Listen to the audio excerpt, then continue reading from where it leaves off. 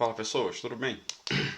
Bom, na aula de hoje nós vamos começar a discutir sobre questões que envolvam as emoções, tá? Eu resolvi dividir essa aula em duas partes porque cabe no nosso planejamento e eu notei que se ficasse tudo numa só, de repente ela ia ficar meio pesada, tá? Então essa primeira parte é uma parte mais leve, uma parte mais teórica, filosófica, psicológica, na área da psicologia, na verdade. E na seguinte, na próxima aula, a gente vai discutir mais as bases estruturais. Tá? Bom, primeira coisa, é importante a gente diferenciar emoção de razão. Tá? Quando a gente considera lá o filme, lá o Divertidamente e tudo mais, muito bacana por sinal, a gente percebe que você tem as chamadas emoções básicas, né? Que cada bonequinho representa lá um tipo de emoção e que as emoções elas inicialmente são manifestadas de maneira isolada, né? Como experiências e eventos vivenciados lá pela criança, tá? Sem dar spoiler, né? A gente sabe que as emoções elas não se manifestam de maneira isolada, né? Você não tem só tristeza ou só alegria. Você pode estar triste com raiva ao mesmo tempo, ou você pode estar, enfim, né?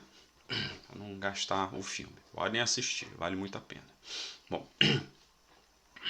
então, quando a gente fala em emoção, né, diferenciando da razão, necessariamente a emoção ela tem a manifestação do estado mental com operações e manifestações fisiológicas decorrentes daquele processo. Quando você toma um susto, certo? Você tem a expressão de surpresa do susto. E, em geral, os pelos, né, arrepiam, né, enriçam. Você tem um aumento de frequência cardíaca, talvez um pouquinho. A pressão arterial, se tiver como medir, vai dar uma disparada em relação ao momento anterior e por aí vai indo, certo? Quando você está triste, deprimido, então são outros sinais fisiológicos. Alguns sinais eles se confundem, né? Eles são típicos não só de uma manifestação emocional, mas de várias manifestações. E isso não acontece quando você está racionalizando, certo? Na hora em que você está fazendo um cálculo mental, na hora em que você está fazendo uma exposição, como agora eu falando aqui e tudo mais, você não tem uma manifestação fisiológica decorrente desse ato racional. A não ser, obviamente, que exista um elemento emocional por trás. Tá? Se você está apresentando um trabalho, apresentando um seminário, defendendo um trabalho, está sendo arguído, né, fazendo uma prova oral, alguma coisa nesse sentido, então, obviamente, existe a possibilidade de um elemento estressor, tá? Você está tenso e tudo mais, então aí nesse caso você já tem uma sobreposição do estado emocional sobre uma atividade racional que você está executando. E, em geral, isso acontece o tempo todo.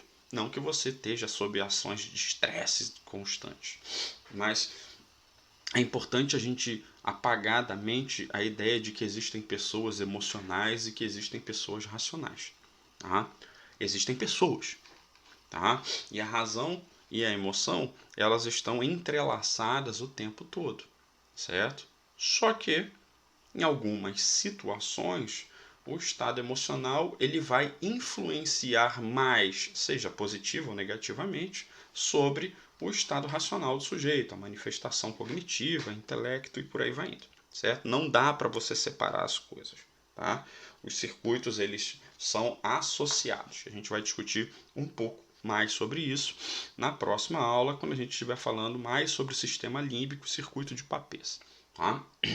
Bom, Então, em geral, emoções representam, tá, atividades, tá, mentais de influência de diferentes naturezas, tá, que resultam, tá, ou provocam, vamos deixar falar um pouquinho mais sobre isso daqui a pouco, em mudanças fisiológicas que estão associadas aos sinais do que aquele estado emocional representa. Tá? Bom, um dos primeiros caras a elaborar uma estrutura, um trabalho um pouco mais robusto sobre as expressões, e as manifestações emocionais foi o velho Darwin, Charles Robert Darwin, que escreveu em 1872 o livro que, traduzido para a gente, fica A Expressão das Emoções no Homem e nos Animais. Tá? É um livro bem bacana, tá? E ele tem como característica, tá, a partir da observação, principalmente de animais domésticos, tá, o Darwin ele conseguiu, lembra, a ideia dele sempre foi vender a história da evolução e da relação entre as espécies, tá? O elo evolutivo. Então, ele consegue descrever, tá, como que certos animais vão manifestar suas intenções, suas aspas, vontades, através de expressões, principalmente na face. Obviamente, alguns animais, principalmente os domesticados, principalmente cães, como está na imagem aí, eles fazem manifestações que não são só faciais. Você consegue ver pelo movimento do rabo do bicho, a postura do corpo dele, o quão erguido tá, deitado, rolando e por aí. Tá? Então, através principalmente, mas não exclusivamente, da expressão facial dos animais, o Darwin ele conseguia prever o tipo de comportamento que o animal iria manifestar, certo? Seja um comportamento de submissão, um comportamento de alegria, um comportamento de agressividade, por aí vai indo. Tá? Lembrando, tá, que eu já falei sobre isso na aula em que eu falo sobre modelos de estudos, né? Que o cachorro não está feliz, o cachorro não está triste, o cachorro não está ansioso, o cachorro não está com medo, certo? Essas emoções, esses estados que a gente manifesta, comportamentais, eles são tipicamente humanos, certo? O cachorro está manifestando um sinal que a gente consegue identificar que seria semelhante ao que nós seria alegria, ao que seria medo, certo? Tá? Então, são elementos gerais importantes, mas que não são a mesma coisa. Né? Você tem um display, um conjunto de manifestações que se assemelham, mas que não são a mesma coisa. Tá? Então, o que o Darwin fez foi, comparando, ele fotografava os animais, né? Nós estamos aí na segunda metade do século XIX, e ele comparando imagens fotográficas de humanos e animais, principalmente cães, gatos e muitos primatas de médio e grande porte, ele sugeriu a existência de 6 emoções básicas. Tá? O que a gente entende como alegria, tristeza, medo, raiva, surpresa e nojo. Certo? Bom, na década de 1960, mais para o final, tá? Esse cara, o Paul Ekman, ele conseguiu mostrar que existem expressões emocionais que são universais e que, segundo ele, não são 6, são 7. Não porque Darwin errou, mas porque Darwin simplesmente esqueceu da manifestação, da expressão facial de neutralidade, aquela que é, aspas, como se não houvesse nenhuma manifestação emocional, tá? O que é impossível, tá? Bom, o que Paul Ekman fez? Ele tinha conjuntos fotográficos de manifestações de expressões de pessoas em diferentes partes do mundo, tá? Mas ele queria verificar se essas expressões emocionais elas são universais mesmo, tá? Indiferente da cultura, da civilização, da sociedade ou do que for, tá? Então, além das coletas de dados que ele já tinha, Paul Ekman ele foi para uma região isolada, tá, da Papua Nova Guiné, tá, onde você tem lá, ou tinha à época, uma tribo, tá, de aborígenes que era muito isolada, certo? Sem contato com a civilização humana em geral, tá, com outras culturas, eles eram muito isolados. E ele queria verificar se o fato dessas pessoas não terem o contato com a cultura típica ocidental, embora a gente esteja aí no Extremo Oriente, teria algum tipo de influência, se isso se preserva. Bom, e aí aqui tem algumas fotos originais, e ele fazia perguntas para os sujeitos, obviamente tinha um tradutor, tá? E a pessoa manifestava a expressão de como que ela se reagiria ao receber aquele tipo de informação. Então, aqui a expressão de amigos aparecem para visitar, quando você está prestes a entrar numa batalha, numa luta, ao saber que o filho morreu, ou ao pisar no cadáver em decomposição de um porco. Tá? Então você tem aí expressões de diferentes níveis. Tá? Então aqui a gente teria algo próximo de alegria, certo? Aqui você tem uma expressão de seriedade, tá? Que poderia ser algo relacionado à raiva. Tá? Aqui a notícia da morte do filho, você tem uma expressão de tristeza e tudo mais. E aqui uma cara de nojo, certo? Bom, na hora em que Ekman comparou essas informações por imagens, né, com as imagens de outras civilizações, em outras culturas, né, ele conseguiu mostrar que a manifestação das expressões faciais por emoção, ela é indiferente da cultura dos indivíduos, certo? Alguns trabalhos que a gente vai ver aqui daqui a pouco, eles mostram ligeiras variações, né, na expressão, tá? Mas que existe um elemento que é conservado, tá? Então, indiferente da cultura, indiferente da região, indiferente aparentemente do tempo, as manifestações das emoções, elas são conservadas. E isso, muito provavelmente, tem um impacto evolutivo importante, certo? Alguns estudos que deram continuidade ao trabalho de Darwin, tá? Eles mostram as expressões humanas e primatas aqui, como por exemplo aqui no chimpanzé, que fazem indicativos de correlatos, né, do que seria o equivalente à surpresa, à alegria, à raiva, ao nojo e por aí vai indo. Tá?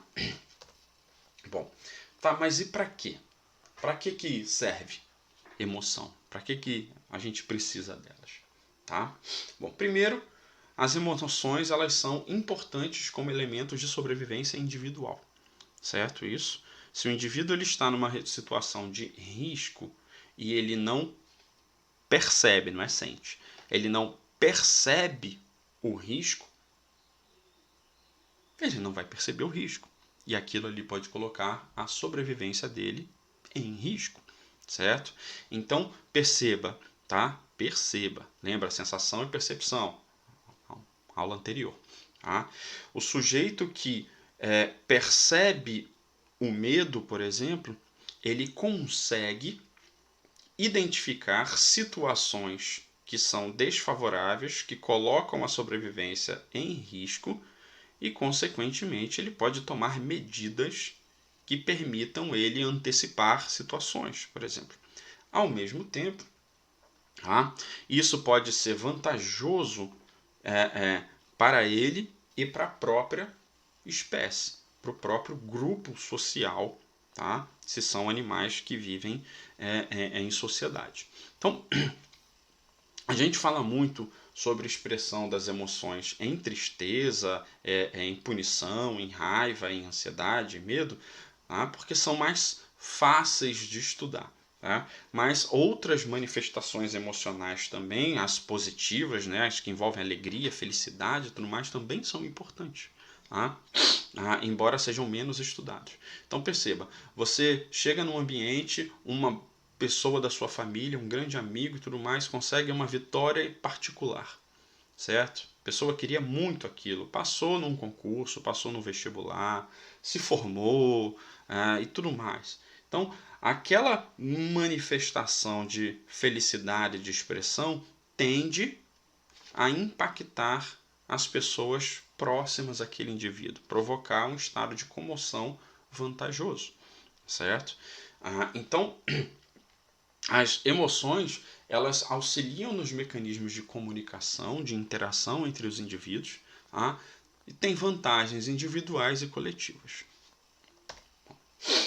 Em geral, a gente divide as emoções em dois grandes grupos: as emoções positivas e as emoções negativas, certo? As emoções positivas são aquelas que geram elementos prazerosos, que a gente tende a reforçar elas, né? Querer que aconteçam de novo e tudo mais, que elas geram experiências apetitivas, certo? Enquanto que as experiências negativas, elas provocam situações desagradáveis e elementos punitivos, que resultam em respostas aversivas. Tá? Lembra que todas as experiências, algumas com maior intensidade, outras com menor intensidade, elas tendem a resultar em experiências aprendidas pelo sujeito. Se é aprendido, tende a ser memorizado, tá? Para que o sujeito antecipe situações, principalmente quando a gente fala em emoções negativas, certo? Lembra, uma das características dos elementos punitivos é você saber que aquilo ali vai provocar uma resposta aversiva, uma manifestação desagradável para ti, para que você não faça aquilo de novo ou evite aquele tipo de situação. Tá? Bom, então a expressão das emoções, tá? Elas tendem a ocorrer através de manifestações de respostas do sistema nervoso autônomo. Tá? Essas respostas, elas provocam alterações fisiológicas, tá? Que resultam em manifestações, sejam positivas, sejam negativas. Obviamente, isso vai depender do tipo de experiência que o sujeito ele vai estar experimentando. Tá? Uma experiência que apresenta um sinal muito comum em geral, quando a gente está numa situação de risco iminente e tudo mais, tá? Você está andando a rua e tudo mais, e aí começam a vir, tá no escuro, e aí começam a vir pessoas na sua direção, no seu sentido, melhor dizendo, e você começa a ver que está um negócio estranho. Isso provoca uma manifestação ansiosa, aumenta a frequência, a pupila dilata, você fica mais tenso, provavelmente a pressão arterial está mais alta, a frequência cardíaca também, atividade respiratória e tal, que não sei o que, certo? Então isso é um sinal ansioso, a gente vai discutir mais sobre na próxima aula. Agora, pensa lá na sua escola ou lá na tua infância, alguma coisa. Tá? Eu lembro quando tinha lá os passeios da escola. A gente podia ir para o lugar mais besta do mundo. Tá? A gente ia num museu, a gente ia num parque, a gente ia muito mais. Tá? Então, no dia anterior, a ansiedade já estava batendo no teto.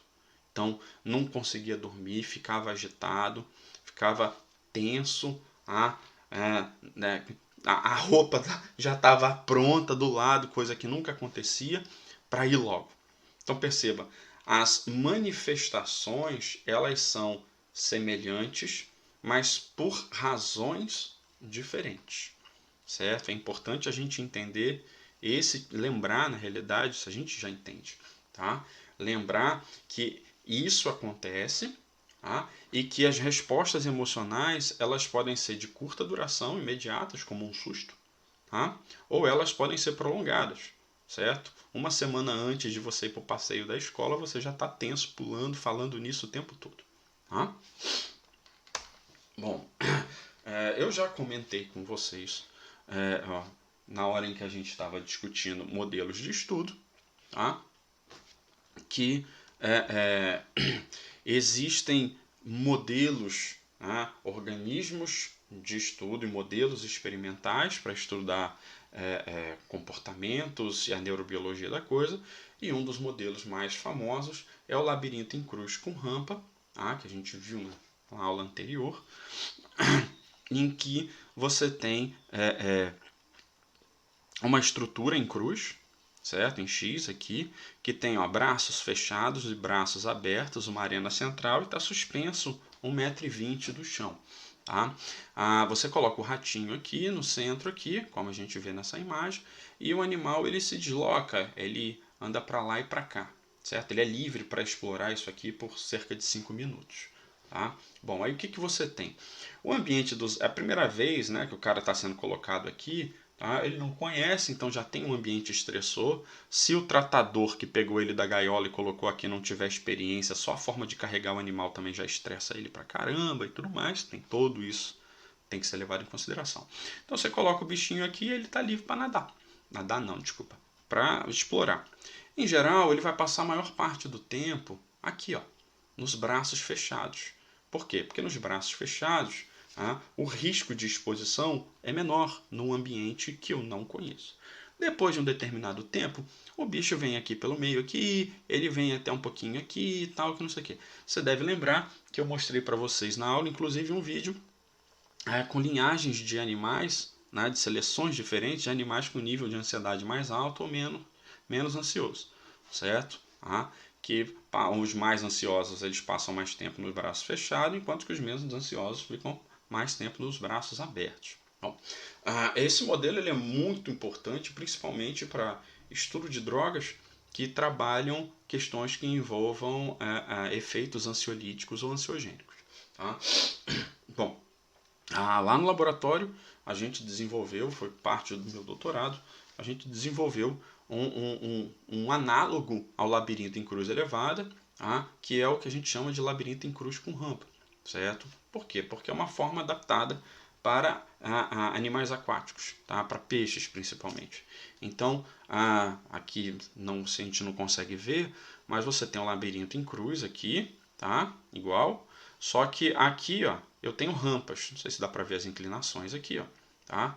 E isso faz com que quanto mais próximo da final da rampa aqui, mais rasa é a água aqui, tá? Essa parte da rampa é equivalente ao braço aberto. Lembra do ratinho lá, que na hora em que ele fica aqui na extremidade aqui, ele é a zona de maior risco para ele, o risco de exposição e uma série de coisas, tá? Então é o equivalente nosso aqui à região da extremidade da rampa. Os braços aqui, planos aqui, fundos, eles têm um nível de profundidade maior e a parte mais profunda lá atrás, são as porções mais equivalentes aos braços fechados. A gente está desenvolvendo isso há alguns anos e a gente tem tido sucesso na demonstração de uma série de validações de uso com efeito preditivo, efeito farmacológico e tudo mais. Bom, eu falei que a gente não ia se prolongar demais, então vamos entender aqui as duas principais teorias das emoções. Tá? Essas duas teorias elas foram descritas por 4 caras, tá? Só que James e Land eles apresentaram a proposta primeiro e Cannon e Bard apresentaram depois como elementos de correção. Tá? Em geral, a teoria das emoções de James Lange diz que as emoções elas só existem com a ocorrência de manifestações fisiológicas. Tá? Ou seja, na hora em que o sujeito ele percebe uma presença, certo? Isso vai provocar alterações fisiológicas e essas alterações fisiológicas, como medo, alegria, essas alterações que são palpitação, dilatação de pupila,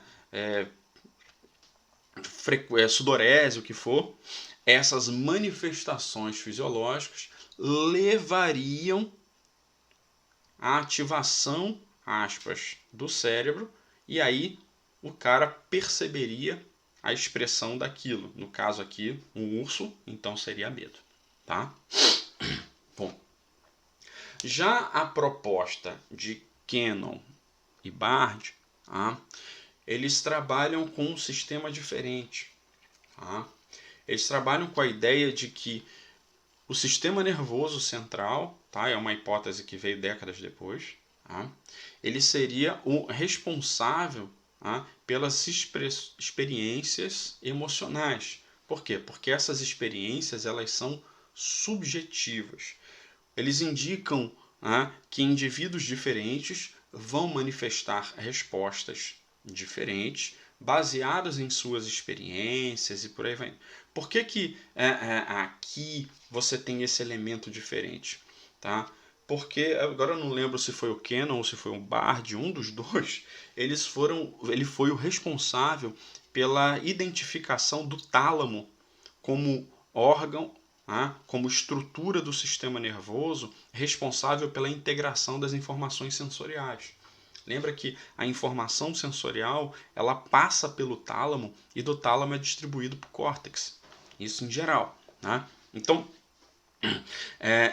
eles trabalham com a ideia de que existem vias paralelas de forma com que as coisas, aspas, acontecem quase que ao mesmo tempo. Então, resumindo, segundo a teoria de James Lange, nós não sentimos medo e por isso fugimos. É o contrário. Nós fugimos e por isso sentimos medo. Então, você tem que o estímulo emocional, ver um cachorro raivoso, provoca uma resposta fisiológica em ti. Essa resposta fisiológica faz com que você tenha uma alteração de expressão, que dilate a pupila, prepare para fugir, e é por isso que você vai manifestar a experiência de medo, certo? Ou quando você está conferindo o bilhete do jogo do bicho, ou da Mega Sena, ou da Loto, nem sei se existe Loto mais ainda, e você está vendo lá que está batendo os números e tudo mais. Na hora em que os números batem,